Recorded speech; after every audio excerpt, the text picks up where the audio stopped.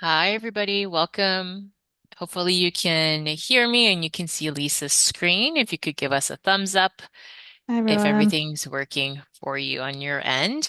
Welcome back to another Back to School Summit session here. And this session is a very exciting one on mastering the art of triangulation of assessment in SpacesEDU. I'm particularly really excited about this one because Lisa is going to challenge us when it comes to how we think or picture triangulation of assessment. She has found some creative ways to implement this in the platform, and I'm super stoked for Lisa to take this away. Um, up to you. Now up to you, Lisa. Go ahead. Awesome. Thank you, Tatiana. Hi, everyone, and welcome to today's session. Thank you so much for joining on the tail end of your summers here. Today, we're doing a session on mastering the art of triangulation. So, as Tatiana mentioned, my name is Lisa Stevens, and I'm really thrilled to be with you here on behalf of SpacesEDU by my blueprint. And today, we're really going to look at how capturing observations, conversations, and products gives us a complete picture of student growth while also streamlining our assessment workflows here as well. So a quick couple housekeeping notes before we get started. So first, today's session is being recorded, so you'll have access to the recording afterwards if you'd like to review it or maybe share it with a friend or fellow teacher. And second, please feel free to use the Q&A panel for any questions that come up, and we'll make sure that we save some time to answer those at some point within today's session. And of course, you are welcome to chat and interact throughout. So thank you, Alex, for the thumbs up there. We want to see more thumbs up and reactions throughout, and any, again, thoughts, ideas, and questions as we go through here. And lastly, there will be a feedback survey at the end of today's session. So we really value your thoughts and your feedback. So please take a few minutes at the end to fill that out. That'll help us to keep learning and improving here as well. So, as I mentioned, my name is Lisa Stevens. I am a partner success specialist here at Spaces EDU, and my role is to really help schools and districts with the successful rollout of the Spaces EDU platform. So, we work together to really set a clear vision and put those steps in place to make that vision a reality within those schools and the school districts. Thanks for the thumbs up there. I love it. And as we here believe at Space ED, we really believe in the power of digital portfolios. So I thought I'd share here what's in my learning and career and life portfolio really effectively. So my interests, they do range from psychology and public relations to language instruction and teaching and tech and administration, and even a little bit of yoga teacher training as well. So across all of these roles, my core passion has really always been helping educators foster supportive and really growth-oriented environments where every student's journey is captured and celebrated. And so here is our roadmap for today. So by the end of our time together, we've got about an hour here together this afternoon. So I hope that you'll be able to identify firstly the three distinct pillars of assessment triangulation, and we'll learn to gather holistic evidence using observations, conversations, and products. And then we'll apply these strategies directly inside Spaces EDU to inform your daily teaching and reporting, and in a way that resonates with you and your teaching practice, of course, as well. And so, a fun thing about me, I also really love comics and comic strips. So, I thought I would start with a classic little comic strip here, if this is familiar to anyone. So, here we've got a comic strip about Stripe the dog. So, one child proudly here is saying, I taught Stripe how to whistle. And the other kid is saying, I don't hear him whistling. And then the first replies, well, I taught him, but I didn't say that he learned it. So as teachers, I'm sure we've all experienced this moment or this feeling. Teaching happened, but where is the evidence of that actual learning? So Stripe isn't whistling yet, but how do we capture those subtle steps along his learning journey before that final test or that final, whistle of the tune, if you will? And so that really brings us to our core framework for today's training. What is triangulation of assessment? So, triangulation really means gathering evidence of student learning from three distinct sources here. So, firstly, observations. And this is what we can see the students doing during that learning process. So, what we're observing in the class. We've also got conversation. So, what we hear students saying through dialogue, Q&A, maybe peer feedback or peer discussion. So listening to those conversations and encouraging those conversations to really talk through what they're understanding. And then we've got final products. And so this is what students really produce. So that could be essays, projects, assignments, perhaps even those final summative tests or exams. So the thing is here is when we rely only on one corner, so sometimes we might only rely on those final, maybe written products, for example. When we only rely on one corner, we're really missing that critical evidence. And so triangulating all three really creates a complete, accurate picture of the student's understanding and their abilities as well. So why is triangulation so powerful?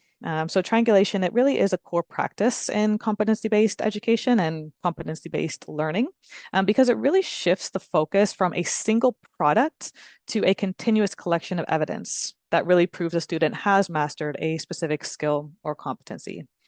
And so why is this triage so transformative for educators and for students as well? So firstly, it captures the learning in action. So it really shows that real-time growth and understanding and learning as it happens. So we get to see that entire process, which is not always linear, and it's not just showcasing those final results. Secondly, here it gives you that full picture.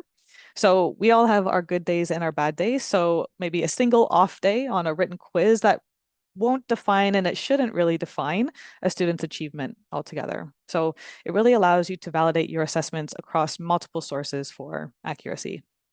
And then third, and my particular most favorite here is that it really gives every student a voice. So it lets students show what they know in a way that works best for them. So they can demonstrate their understanding maybe by saying it or doing it or showing it, dancing it, singing it, rapping it, writing it, whatever really resonates for the student. So allow them to have a voice in their learning and their understanding. And you can also adjust your instruction responsively here as well, according to the diverse needs of students.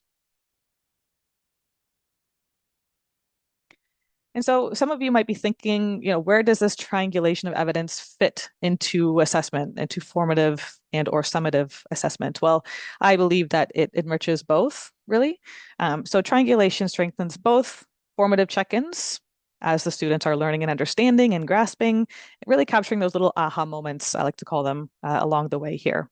It's also important for summative evaluation as well. So with formative assessment, we're really using those real-time observations and quick chats and conversations to give immediate feedback and adjust our instruction while the student is learning. And then with the summative assessment, we really pull evidence collected across products, observations, conversations over time so that our final assessments really accurately reflect the true proficiency for those students. And so I'd love to pause here for a moment just to hear from all of you here. You can drop your thoughts in the chat. I'm curious, is triangulation currently a part of your assessment practice? And why or why not?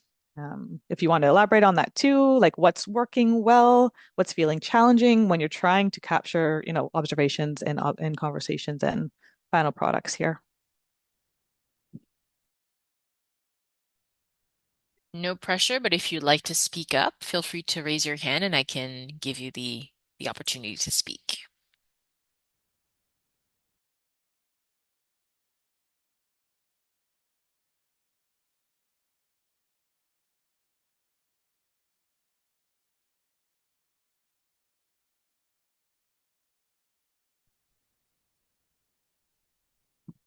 Yeah, project-based learning. I love that so much. I really love supporting students when they have that final project that they're working towards and they can kind of show their learning along the way in a kind of a succession of steps. And that involves a lot of observations and conversations and different types of products. So I love that, Nat. Thanks for throwing that in the chat.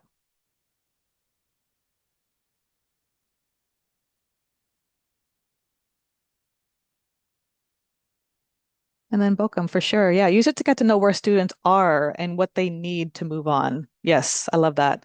So as we're having those conversations, we have a better understanding of what they're grasping and maybe what they're not yet grasping. And so we can support them with feedback along the way, so that we can get them to that understanding and they can really show that learning in a variety of different ways. So I love that, definitely.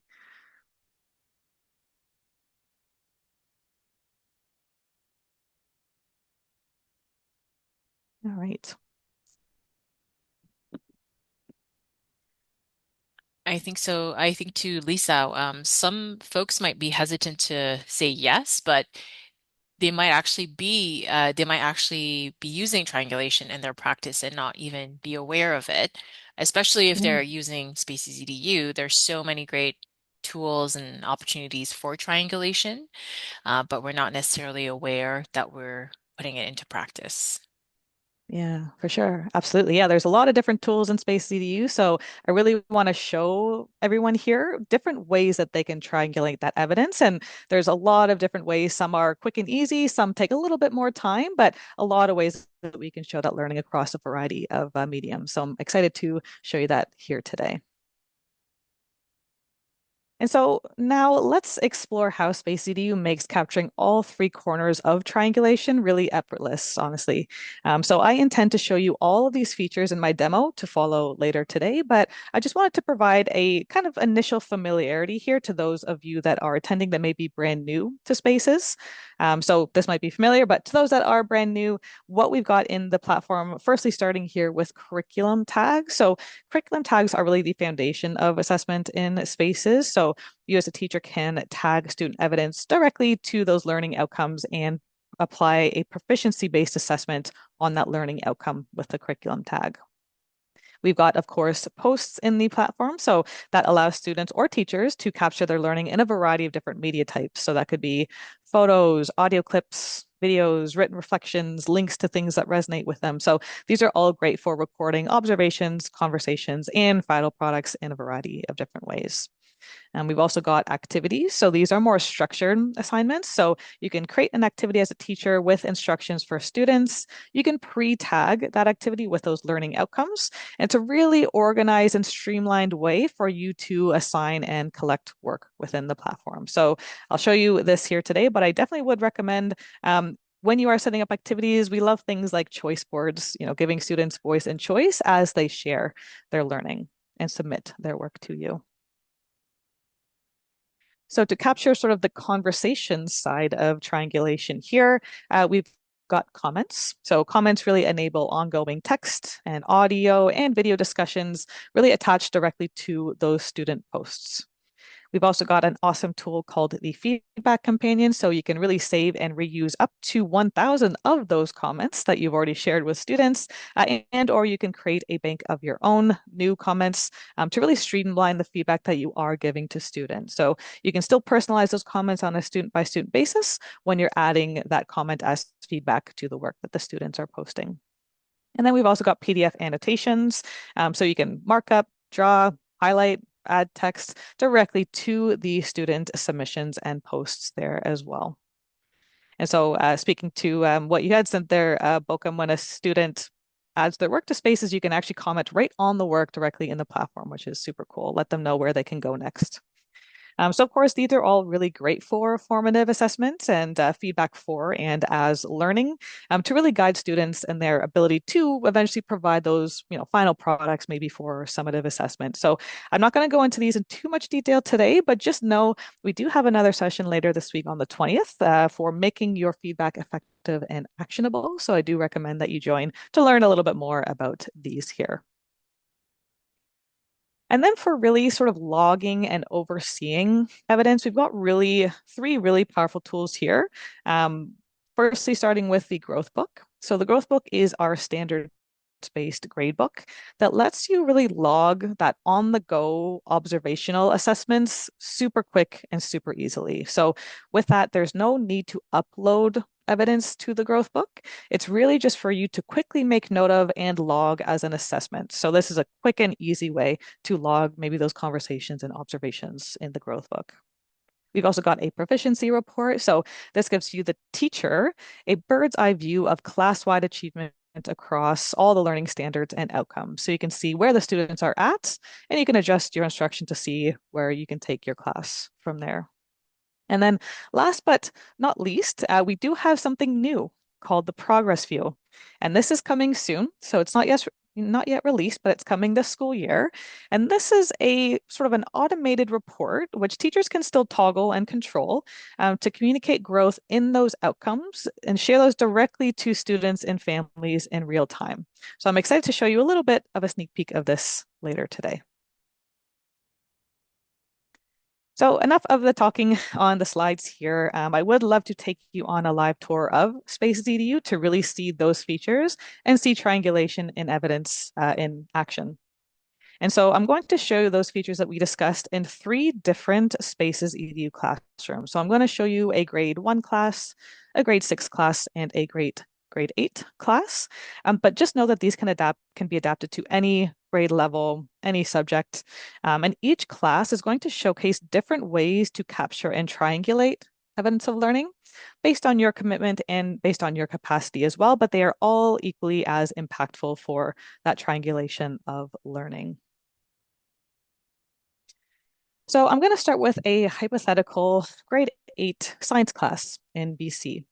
So the outcome for assessment here is to capture students' ability to observe, measure, and record data. So that's the sort of curriculum tag that we're assessing throughout the year. So starting with my first observation, I've created a quick and easy GrowthBook entry on the go involving a gas expansion and a thermal energy lab. So in the class, I've effectively walked around and observed groups that are measuring balloon volume over a heated water to check if they're accurately recording the temperature and volume there. So that's my kind of first observation that I'm logging. Maybe another time in class as a conversation with my students in the class during an electromagnetic wave property activity. I've asked students, had conversations with students throughout the class to say, what specific scientific question are you trying to answer with this setup, and what variable are you testing? So I'm having those conversations with those students and logging those conversations as a GrowthBook entry here. So I just want to pause on these two firstly here and just say that as a teacher, you may decide to record many, if not all, observations and conversations solely within the growth book, and even final products if you want to as well. It's a really quick and easy way to record your assessments throughout the year. But in this particular class, for the final product, I have decided that I want students to kind of have their final showcase to post in their portfolios. I've instructed them to post and share their case studies on local rock formations and synthesizing those with First Peoples stories. So this is what triangulation looks like in the classroom, and I'd love to show you this in an actual Spaces EDU classroom. So I'm going to hop over to my grade 8 science class. I'm currently in the assessment tab of this class, and I'm going to go ahead and log my first entry, my first observation within the growth book. So as you may have gathered here already, that I'm actually using the growth book to record most of my assessments throughout the year. I'm going to show you how we can create a growth book entry here. So firstly, I'm going to click entry on the bottom right, and I'm going to create that entry that we've discussed, that observation as I walked around for the thermal energy lab. So this is the entry, and these are the outcomes that I'm sort of assessing as I have those observations. So we are going to assess them on making observations, measuring and controlling variables, and of course that outcome, observing, measuring, and recording data. So once I've gone ahead and created that first assessment, I'm now ready to assess those students. Now there's different ways to assess in the growth book here. Firstly, I can go sort of student by student. So I had a conversation with Kevin here, and I'm just kind of manually recording the assessments based on these particular outcomes here. So that's one way to record those assessments. Another way is that we have keyboard shortcuts. So if you like to just be on your keyboard like I am, you can go ahead and click and just click E and D and maybe X for extending, P for proficient, and so on and so forth. So this is one way that teachers might want to kind of navigate through their growth book here. So this is my first observation that I've logged. And then I'm going to show you again another way to log another entry here. So I'm going to create another quick entry. And this is going to be all about that electromagnetic wave property activity that we did in the class. So I'm having those conversations with students and I'm talking to them about making predictions about their findings and maybe collaborating and making a plan. And then, of course, that outcome that we're looking to measure are the observing, measuring, and recording data. So I've created that second entry here. And another really cool way that you can record assessment data, and my personal favorite, are bulk application of proficiencies here. So as I click bulk apply, I can, I've gone around the classroom, had my conversations with my students, and they all, for the most part, seem to be proficient at these particular outcomes here, right? So I've applied proficient across all, but I can always go back and adjust on a student by student basis here as well. So maybe with Kevin, we're still kind of hovering in an emerging area here. I can continue to have those discussions and conversations with Kevin. And again, I can sort of customize from here on a student by student basis. So as you can see, I've just recorded two quick conversation and observations within about 2 minutes or less even. So a super quick way to record those observations and conversations. Any questions about the growth book while I'm here right now? All right. Awesome. Super, super easy. So right now, so as my students are learning and growing based on these kind of formative assessments that I'm logging throughout the year, now we're actually ready to move into the science portfolio space. Bokum, you've got a question about adding a memo or notes. So we don't have that yet in the growth book. That's a really great feedback though, so we'll definitely log that with the product team. But there's other ways that you can kind of share feedback with students, kind of other places within the platform. And I'll show you maybe how you can do that on a post, for example, here. So in this class, I'd like my students to post in their science portfolio space. So I'm going to go ahead and kind of move backwards here into the spaces tab in this class. And we've got the science portfolio space. Now, I've asked students to post their final projects to really share with their families and peers here. And this one being on the local rock formations and stories. So when we look at Angelica's portfolio here, I'm going to click into this post. And as you can see, Angelica is showing her learning in a way that really resonates with her. So she's got, photos of her project here. She's got audio recordings that she's attached to her post. She's got, quantitative charts that she's uploaded here as well that I am able to annotate on to provide that further feedback if I wish to. And then, of course, you can see kind of the supporting text along the right here as well. And you can see that she has also connected that to those first people's stories as well. So it's within this post that you can see altogether, this is a final product, right? But that is in addition to those observations and conversations that I've had with Angelica throughout the year that I've been able to now finally assess her at a proficient level effectively, which is really great. So through those observations and conversations and final products, I can confidently say that Angelica is able to observe, measure, and record data. And so I do just want to show kind of that full journey altogether with the tool like our proficiency report. So just going back to the assessment tab here into the proficiency report, let's take a look at Angelica specifically, right? So these are all of my students in the class. These are all of those outcomes that I'm assessing throughout the year. When we look at this particular outcome, so that's observing, measuring, and recording data, I can see Angelica at the developing. I think my most recent assessment for her was in the growth book there, and she's at kind of a developing stage right now. And of those four assessments, observations, products, and conversations, we can see kind of her learning journey with those four assessments here. So that proficiency report really brings all of that assessment data all together in one place. All right. Any questions about this particular classroom, the sort of the grade 8 class, as I'm recording assessments in the growth book and with posts here? All right. Maybe let's move on to an additional class here, another class example. And this next class is a grade 1 class also in BC. So in early literacy, observations and conversations are really everything.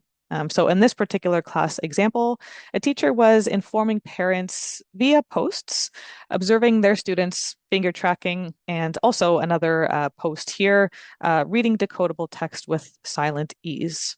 So with these types of posts that we're focusing on sharing throughout the year, you can really see and hear fluency developing in a way that, of course, paper tests or text could never capture, really. So, as a final product in this class, students are selecting their favorite stories that they want to read out loud. And it's with all of those foundational literacy skills that we've learned along the way. So, sharing those strategies and updates with home throughout the year really supports that growth and that final product of the students being able to, read their favorite stories aloud. And so I'll show you this as well in a demo classroom. So going to my grade 1 class for this class here, and maybe I'll go to Rose's portfolio in particular. So I'm going to scroll down to that first post that I've created earlier this year. And this is that finger tracking as we read post. So in this post, I'm explaining to parents the task at hand. And so I'm also providing a level of assessment as well as a sort of a canned comment to let parents know where their child is currently at with this particular task and with their reading fluency. So as you can see here in this post, I've already attached the work demonstrating the print awareness and also the outcome of reading fluently at that grade level. So right now, I'm going to say that Rose's here is at an emerging level. So I'll go ahead and provide that assessment on the post. And I can also give that feedback to the student and to the families via a comment here. So of course, I can just kind of manually type that feedback. But one of those features that we mentioned was the feedback companion. And so once I've created that bank of comments, I have a lot of comments that I've already created that are kind of related to reading fluency. And so when I select that feedback companion here, I'm going to go to my English language arts category and select that pre-created comment to say that Rose, so it's kind of populated Rose's name here, is at an emerging level. And I've given a few suggestions to the student and family to really benefit from that feedback at home. Okay, so that's kind of post number 1 here. As we scroll up, I've got another post, another activity that we've done within the classroom here. And this one was all about reading decodable text with silent ease. So in this particular post here, I've provided the short story that the students were reading to families, as well as a recording of the student reading that text. And in this same recording, I've got that feedback and encouragement and conversation between the student and the teacher along the way as a part of that recorded voice note. So this is providing that evidence for the student assessment. So again, those same tags here. So I've got that reading fluently at a grade level, as well as developing appropriate reading strategies. So as we've given that feedback and those posts throughout the year, I'm now starting to assess the student as developing. And that recorded conversation here also gives those conversations and feedback along with that post here.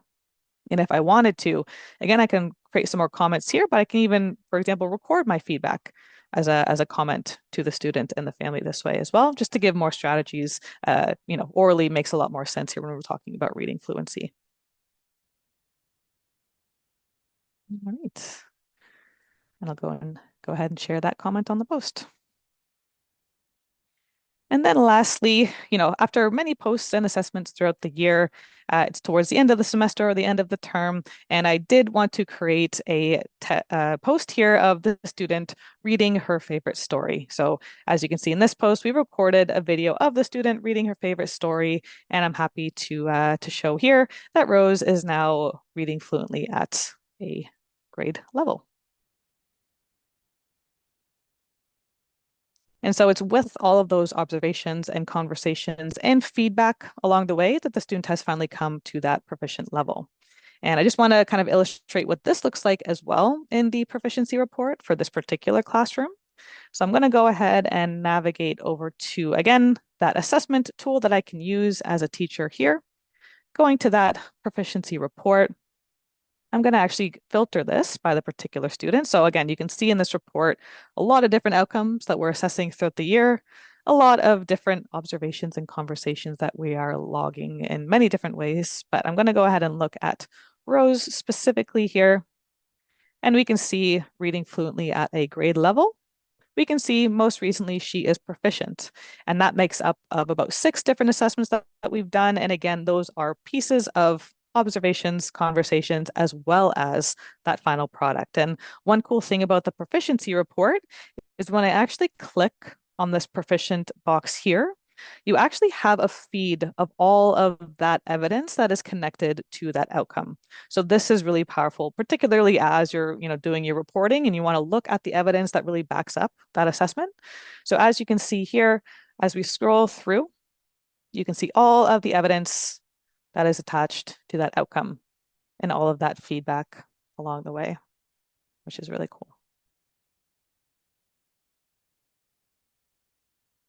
All right, so this is again a classroom that this teacher decided to kind of use posts with more frequency to really show that learning in that sort of portfolio style throughout the year here. Any questions about this particular class, how I've triangulated the evidence here?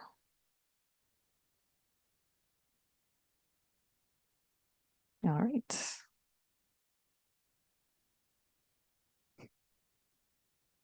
Okay. So with this last class, I'd love to show a grade 6 classroom in Alberta where really the goal for this particular assessment is we're looking to capture evidence for a student's ability to examine civic participation in Canada. And so in this class, for the first observation, so while students are working in small groups to kind of brainstorm a civic participation initiative, the teacher is again observing them, maybe walking around with maybe a checklist or a rubric.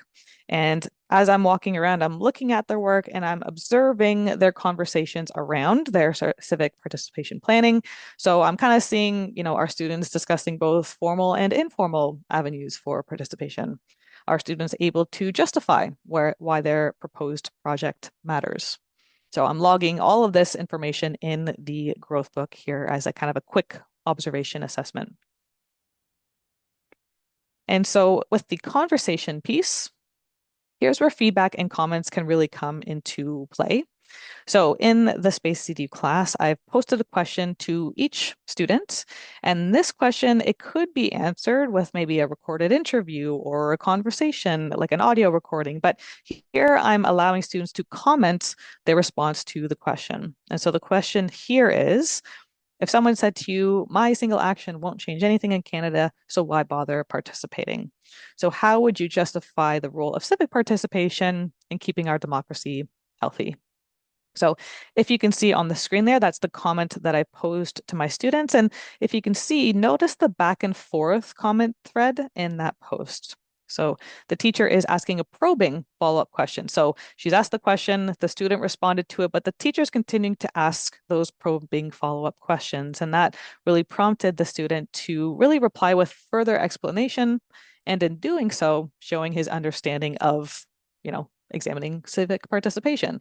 So that dialogue that we're seeing in that post and the comment back and forth, that is assessment evidence of that outcome. So you can use that full assessment when you're finally providing that assessment there. And then as a final product of learning, I am going to create a civic action activity within the class. And this is going to pull a number of different outcomes directly into one activity. And I'm going to actually show you how you can set up an activity in the class here today as well. So to show you an example in this classroom, let's go into our grade 6 demo class here. Okay, and so again, I'm going to show you different ways that you can combine different features to triangulate evidence of learning. So again, starting with that first assessment, that first observation, I've wanted to record some of my observations in the growth book here. So you can see many observations and conversations and kind of final products in here. But as you can see, this was me walking around having logged that civic participation project planning as growth book entries here. Okay, so that's one way I've recorded an observation within the class. And the second way that I wanted to show that outcome of civic participation was actually asking a question to students and opening up the conversation. So in the portfolio space within this class, I wanted to create a post and assign it to all of my students in the class effectively. So this particular post, this is the sort of post creation process for those that aren't familiar. I am able to attach media to posts here, but I want to just kind of pose a quick question here. And that question is really around, I'm going to call it the town hall defenders here. The post description, so that was that question that I was posing, which is, if someone said to you, my single action won't change anything, how would you justify the role of civic participation? And in this particular question, these are the outcomes that I'm looking to assess. So when I add those curriculum tags, I can look to those curriculum tags here, and I'm going to assess both the students analyzing democracy in Canada as well as examining civic participation in Canada. Now, I'm not going to assess anything yet because this is going to be on a student by student basis here, but I am going to attach those tags and I'll later come back to assess those for each and every student. So in this example here, again, I'm posting it to my portfolio space and I'm going to select all of my students. So I want all of my students in the class to answer this question here and think critically about defending the town hall. Okay, so that's how I create a post. So I posted that in the class. And as you can see, Victoria's portfolio, she's got that post to respond to here. Jen, she's got that post to respond here. So throughout the year, or sorry, throughout the maybe the week, I'll start to get notifications for my students as they respond to that question in the class. And so for Ananth, for example, so I created this a little bit earlier just for the purpose of this demo. So I posed this question to Ananth, and Ananth eventually answered the question here in the comment. So you can see Ananth this is his kind of initial response here. And this is me kind of providing that feedback and having that conversation to really massage out that response from Ananth. So maybe kind of that first response, maybe hovering an emerging, maybe developing understanding of that outcome. But as you can see with the back and forth here, Ananth has shown his proficiency in examining civic participation in Canada. So I'm using that whole conversation before I actually record my assessment on that post. So again, with this outcome that I've pre-attached to those posts, I've got the ability to say that Ananth is successfully proficient in both of the outcomes here. And I recorded that outcome on that post for Ananth. Okay.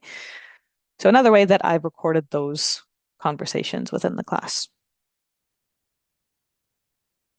And the last thing that I want to set up in this class as kind of a summative activity is that civic action plan proposal. And so the way that we can set that up in the class, when I go to activities here, I'm going to go ahead and create a summative assessment. And looking at Bookham, did the tags color just change when you finish the assessment? I'm going to go back and show you that there. So I'm going to go back to the class and I'll just go back to the portfolio where we were. So here is where I have a post here that I've pre-created the post and pre-tagged the post. This is what a post looks like when I haven't yet added a proficiency-based assessment. So with this one here, the student is aware of what the learning outcome is of that post. So they know that they're going to be assessed on examining civic participation and analyzing democracy here. So it kind of starts as a gray level. And hypothetically, let's say that Victoria and I have a back and forth conversation, and then I can go ahead and update that to, let's say, a developing level. So that's when the color eventually changes for that particular assessment. And know that these types of assessments too, these are not final. So any recording of a post assessment here or a growth book assessment, this you can change, right? So maybe Victoria, when she first responded, she was kind of not really understanding the question. I've talked through her that the outcome and had a back and forth conversation. And maybe as we continue that conversation, I can actually update and say, oh, she's actually really developing her understanding here. So you can always change the assessment that you've added to these posts. Yeah, super, super convenient for sure. Good question. All right. And so again, as my kind of final summative project for that particular outcome or, social studies altogether really in grade 6, I did want to create an activity and assign an activity to my students around that civic action plan proposal. So the way that I do that is I navigate to the activities tab within the class here, and we go ahead and click create. So I'm going to create a brand new activity. But I just wanted you to know, as you can see here, before I start my new activity, I've got about 128 activities that are available to me. Fun fact about activities is that you can actually use activities year to year. So these are all my activities that I actually set up in last year's classes or some of the classes that I am a co-teacher of. So you don't have to reinvent these next school year. You can use those activities that you created this year to create in your class or add to your class next year. But for the purposes of the session, I'm going to show you how to create a brand new activity, and that's going to be right here. So when we click new activity, this is in, again, my grade 6 class here.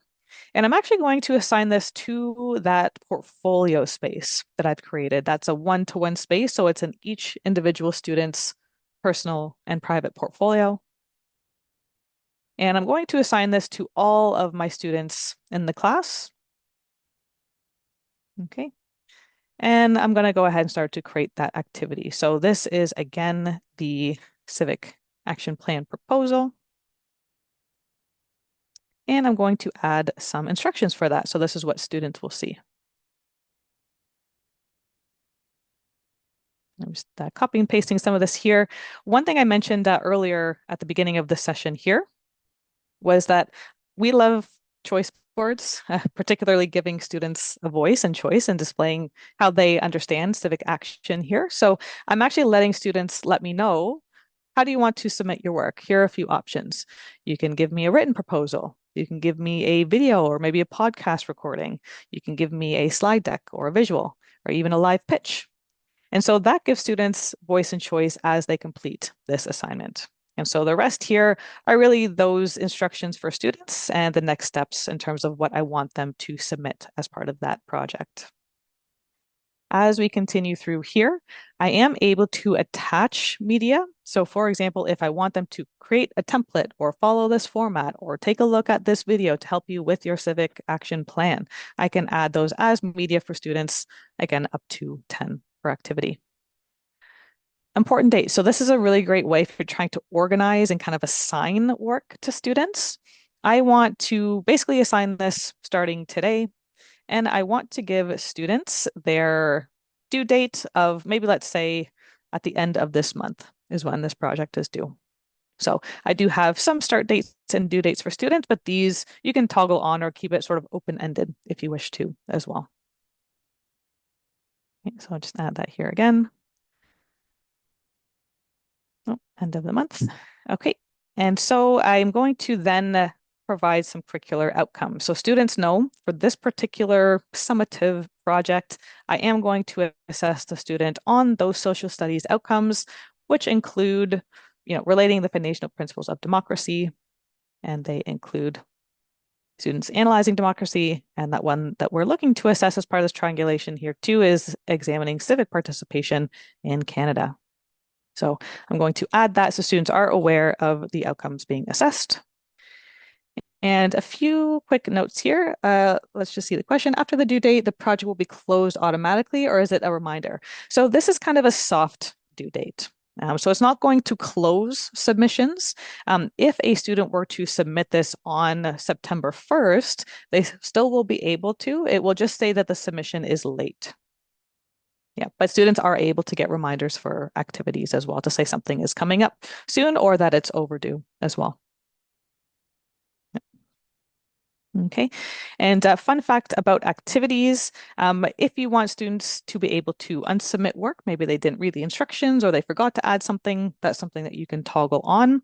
I want to keep mine fairly, fairly firm here in terms of their submission, but what I can also do is I can actually add this activity to the growth book. So remember, the growth book was that way for us to quickly add and assess students. I am able to add this to the growth book to show effectively all of my activity submissions and all of my growth book entries all in one place here effectively. So I'll show you what that looks like on the growth book side, like an entry versus an activity. But effectively here, I'm ready to assign my activity to students, and I'll go ahead and assign. So now that has been assigned to my students here. So I'm going to kind of scroll down. These are the different sort of demo activities that I've got in my class. And this is that activity action plan. Oh, it was this one. Sorry, I made one earlier today. It's this civic action plan proposal, and I'm waiting for my student submissions. And this is what that looks like as you're waiting for students to submit their work. So they, in their classroom, they have an activities tab. They see the new activity. They can go ahead and submit their work in a variety of different formats. And as the student submissions come in, I'll be able to see, maybe starting with Victoria, maybe she was the first one to submit her activity. I would be able to, from this quick review tab here, I'd be able to see the number of media Victoria has attached, if I've given my feedback yet or provided any comments. You'd see that sort of back and forth here. You'd see whether I had submitted anything or if I'd assessed any of those outcomes yet. And then there's also the different statuses as well. So once Victoria submits her activity, I would see that as a submitted status, but other statuses might say late, for example. So student submission is outstanding, or we can also see whether the submission has been posted. So I'm just going to pretend for Victoria here. I'm just going to show you really quickly what that looks like as a teacher as you're assessing that activity. I'm going to really quickly just pretend a podcast recording as part of her submission here. So I'm just going to pretend to submit that on behalf of Victoria. Okay, so I'm going to officially submit that. So you'll see Victoria has submitted her assignments. I can go in to that submission. I can listen, go ahead and provide my assessment. So now I've assessed my tags here. I've provided my feedback, maybe asked a few additional follow-up questions, because again, conversations count in all of this. So I'm going to pose a few questions here to Victoria.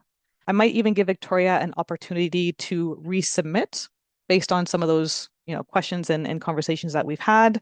Once we have that back and forth here, I'm then ready to post this final summative submission into Victoria's final portfolio for this class. And so that's kind of the final step in the activity process here is to post that in the portfolio. And even you can include those activity comments, that feedback and conversations as part of that post if you wish to. And so with this, again, just to kind of bring that all back together, is that this is that final product that Victoria here was able to share in a way that really resonated with her as she examined civic participation in Canada effectively. So that's that final sort of classroom example here today. And thank you for kind of your questions and ideas here throughout. So to conclude our presentation, I want to show you all a sneak peek of a new feature that is being released this school year, which is called Progress View. And so this is how we can show triangulation of learning, not only for ourselves, but for our students and their families as well.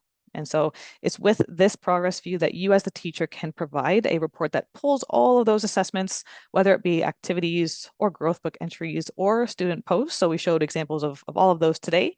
You can pull all of those in together to show that full picture of learning, really bringing that transparency to assessment. And so this is what Progress View will look like for students and families.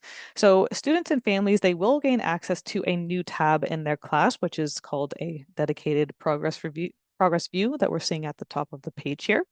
And so there's two ways to view this. So there's an activities slash entries centric view, or there's an outcomes based view that we're currently looking at right now.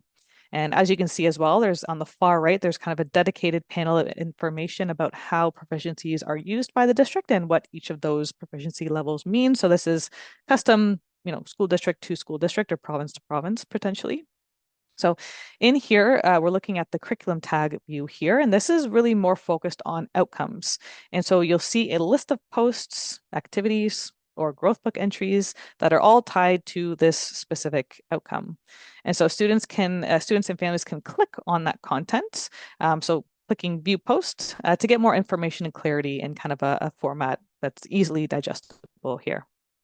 And so looking at this student here, Kamala Jones, you'll notice under the outcome determining themes and central ideas that there's two distinct pieces of evidence. So there's a written literary analysis, so that's kind of a final product, as well as an oral book talk, which is kind of more of a conversation.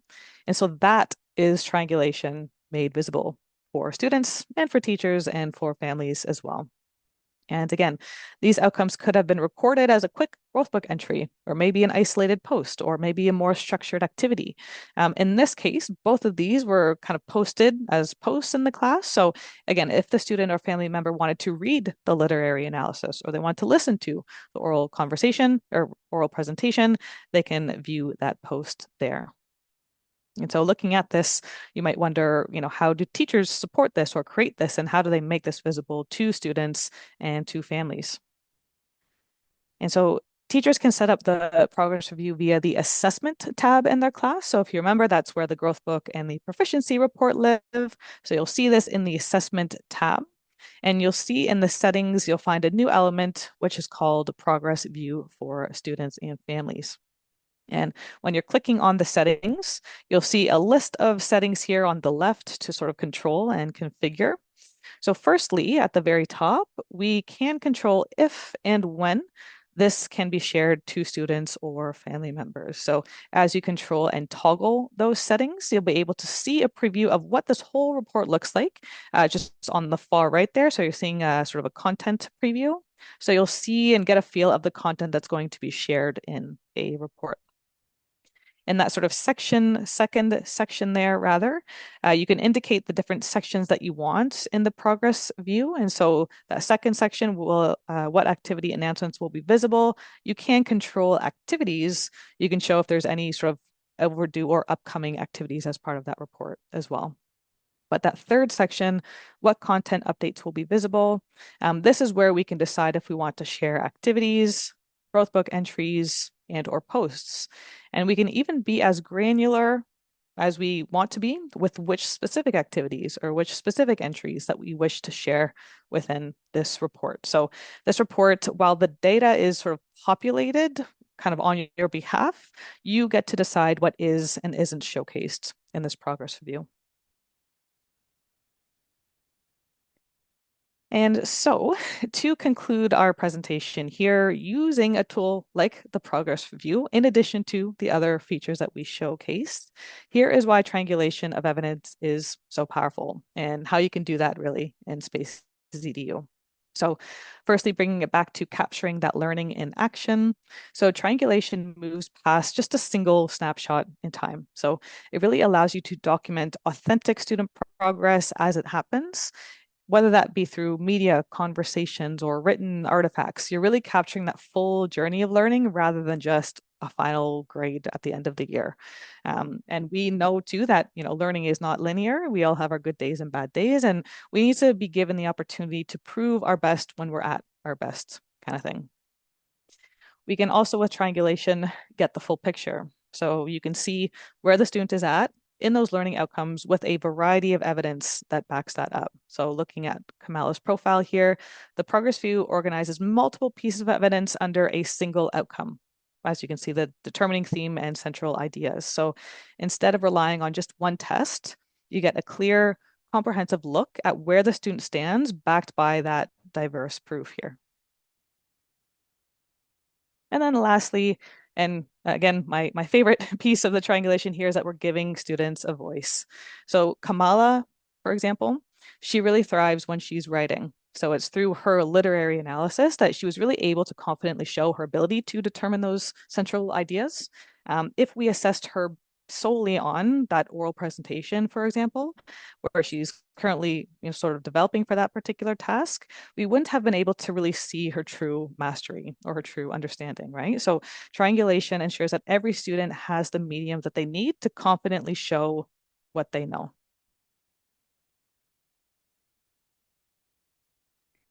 And so, as we kind of end our discussion here today, our conversation here today, I am curious, based on what you've seen today, we went through quite a few different demos and quite a few different features, but I am curious, which triangulation strategy or tool are you excited to try in SpacesEDU?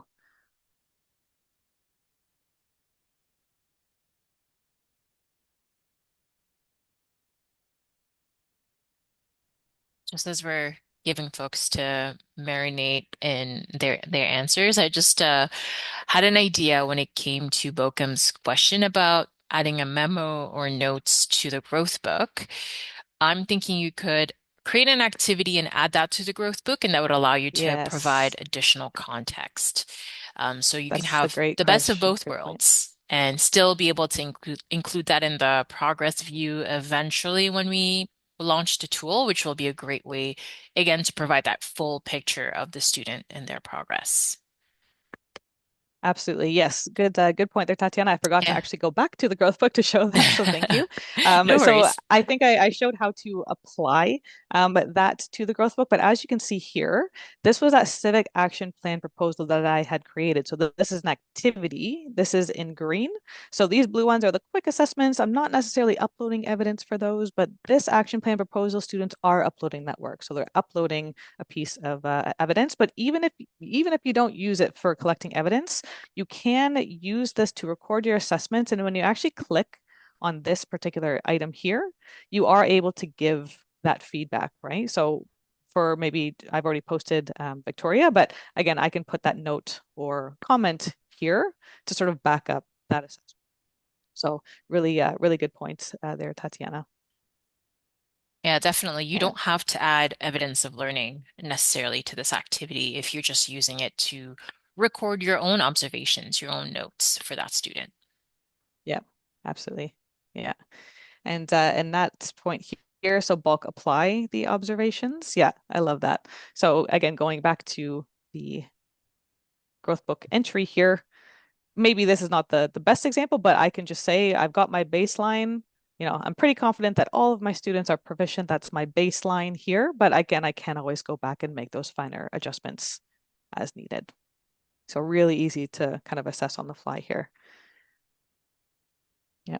And then Alex, can't wait for progress view. I am also so excited for that and really excited to share those with families. So we'll keep everyone here in the loop on when that's going to be released this school year, but we're really, really excited about that feature as well.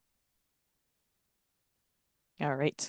Thank you so much for your thoughts and questions and feedback. And I'm excited to hear that you're excited about some of these pieces that we learned about today. We'd love you to also join some of our other sessions to learn a little bit more about how you can implement Spaces EDU within your school or within your district. So we've got a few more sessions this week. We've got one tomorrow at 3 p.m. Eastern Time on building a district-wide portfolio culture with student ambassadors. And then we've got another one on the 20th about making your feedback effective and actionable. So register for those. We'll also record those so we can also send those to teachers afterwards. But if you have some time today, we want to also get some feedback from you. We do have a little form if you want to give us some feedback on our session here today so that, of course, we can learn, as assessment as we're learning and for learning effectively. So here's the form if you wish to fill that out. But I did just want to say, again, thank you so much for joining us here today. I'm really excited for the school year. I hope that you are too, and you're ready to triangulate some evidence of learning for your students.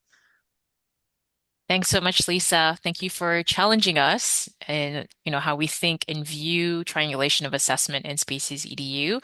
I hope everyone here today was inspired to apply some of those strategies There are definitely some creative strategies in there, from low lift strategies like growth book entries to maybe larger commitments like frequent posts or activities. But you can choose what fits into your own routine and your classroom needs. And by just being able to produce a progress view in the future, hopefully you feel inspired to adapt these strategies today. Thank you again for attending, Absolutely. and we hope to see you very soon. Yep. Thanks, everyone.